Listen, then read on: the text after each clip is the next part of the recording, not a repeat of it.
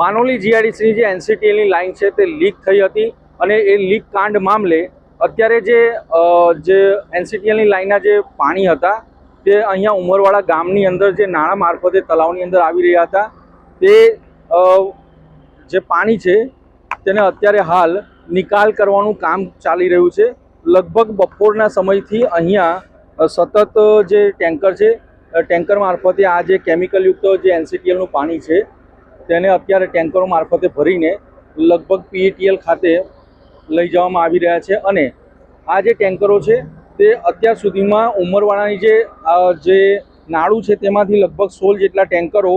ભરીને પીએટીએલ ખાતે લઈ જવામાં આવી રહ્યા છે। અને અત્યારે ખાસ કરીને જો વાત કરવામાં આવે તો લાઈવ ભરૂચ ન્યૂઝ ચેનલના જે અહેવાલ છે અને જે ગામના જે તલાટી છે અને ગામના જે જાગૃત આગેવાનો છે તેઓ દ્વારા સરકારી જે વિભાગો છે વિવિધ અલગ અલગ વિભાગો છે તે વિભાગો મારફતે ફરિયાદ કરવામાં આવી હતી અને ફરિયાદના આધારે અત્યારે તંત્ર હાલ એક્શનમાં આવ્યું છે। કારણ કે આ જે પાણી છે આ જે એનસીટીએલનું ઇન્ફ્લુઅન્ટ કહેવાય તે અતિ ગંભીર અને જે પર્યાવરણને ખૂબ જ મોટું નુકસાન પહોંચાડી રહ્યું છે। આપણે જે સતત 3 દિવસથી જે અહેવાલ ચલાવી રહ્યા છે તેની અંદર પણ આપ દ્રશ્યોમાં જોયું હશે કે આ જે પાણી છે તેને લઈને જમીન ભૂગર્ભ જળ અને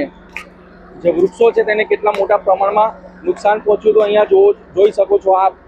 કે આ જે ટેન્કરો છે તે 1-2 નહીં પરંતુ લગભગ 5 થી 6 જેટલા ટેન્કરોને અહીંયા યુદ્ધના ધોરણે કામે લગાવવામાં આવ્યા છે અને જે તળાવની અંદર જે ઉમરવાડા ગામનું તળાવ છે તેની અંદર જે પાણી જઈ રહ્યું છે તેને અટકાવવા માટે અહીંયા નાળામાંથી આ પાણીને ટેન્કરો મારફતે ભરીને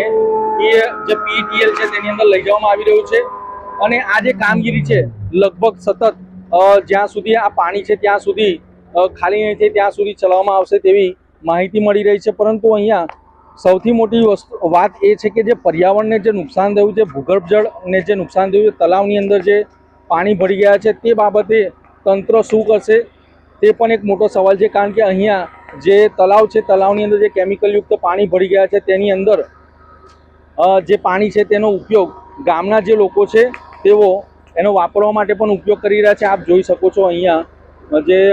ટેન્કર છે તેના મારફતે અહીંયા પાઇપો દ્વારા લિફ્ટિંગ કરવામાં આવી રહ્યું છે આ જે ઇન્ફ્લુઅન્ટ છે તેને અને આ ઇન્ફ્લુઅન્ટ અતિ હેઝાર્ડ વેસ્ટ તરીકે માનવામાં આવી રહ્યું છે। કારણ કે આને લઈને ભૂગર્ભ જળ અને જે જમીન છે તેને પણ ખૂબ મોટા પ્રમાણમાં નુકસાન પહોંચ્યું છે। અહીંયા આ જે હું તમને દ્રશ્યો બતાવવા માંગીશ કે અત્યારે આ જે લિફ્ટિંગ કરવામાં આવી રહ્યું છે પાણી તે જે લિફ્ટિંગ છે તે કેવી રીતે કરવામાં આવ્યું છે આપ જોઈ શકો છો દ્રશ્યોમાં। અને તંત્રની ખાસ કરીને પાનોલી નોટિફાઈડ એરિયા ઓથોરિટી અને જે આપણે એનસીટીએલની જે મોનિટરિંગ ટીમ હોય છે તેની ઘોર બેદરકારીના લીધે આ પરિસ્થિતિ સર્જાઈ છે અને તેને લઈને ખૂબ મોટા પ્રમાણમાં પર્યાવરણને નુકસાન પહોંચ્યું છે।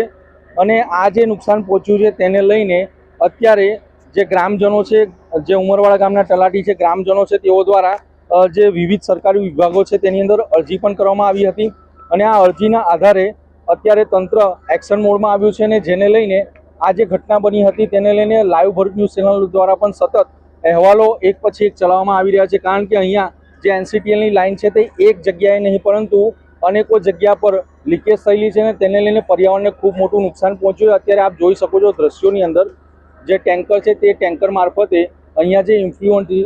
જે છે એનસીટીએલનું તેને લિફ્ટિંગ કરીને પીટીએલમાં લઈ જવાનું કામ કરવામાં આવી રહ્યું છે। આપણી સાથે અહીંના જે ગામના જે આગેવાન છે જેઓ એ પણ અરજી છે તે પણ કરી હતી ને તેમને પણ અલગ અલગ વિભાગોમાં મૌખિક અને ટેલિફોનિક રીતે પણ જાણ કરી હતી। આપણે એમની સાથે વાત કરવા માંગીશું। અત્યારે જે પાણી જે એનસીટીએલનું જે લિફ્ટિંગ કરવામાં આવી રહ્યું છે એ બાબતે શું કહેવા માંગો છો? આના વિશે મને કંઈ જાણ નહીં હતી પણ અમારા ગામના કંઈક નौजवानोએ જોયું તો અમને જાણ કરવા અમે સીધા અહીંયા આવ્યા અને જોવા માટે આવ્યા। તો હવે આ જે એ લોકો જે રીતે ખાલી કરી રહ્યા છે અહીંયાથી પાણી અમે તો એવી માંગ કરીએ છીએ કે અમારું જે તળાવમાં પાણી ગયું છે